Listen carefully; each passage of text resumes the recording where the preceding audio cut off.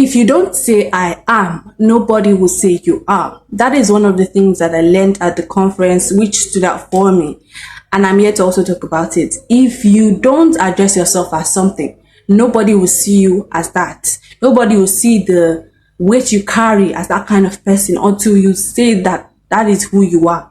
Nobody will address you as one big person if you don't see yourself as it and tell people, this is who I am. Let's say they say you should introduce yourself and you say, I snap picture. I used to snap picture, and you're a photographer. You know you are good at it. Why don't you introduce yourself as, I'm a very good photographer. I take nice pictures. You know, you're a graphic designer. You introduce yourself as that, not, you know, some kind of hobby where you know is a real job for you. When we see people like Opeyemi Famake, he would always say something, I'm the biggest food critic in Nigeria. Even though people didn't accept it at first, but now that's what they call him, because that's who he says he is. And now that's who they address him as, even though I know some people still don't agree to now.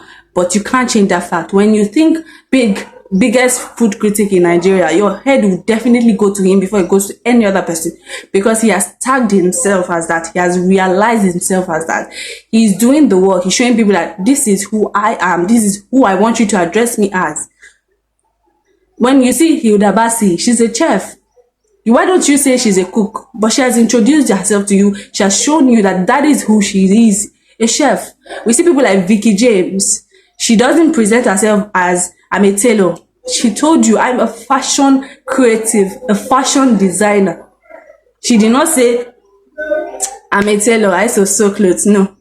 She presented herself and introduces herself as who she is. And that is who we address her as. So if you want people to see you a certain way, that is who you address yourself and introduce yourself as. Okay?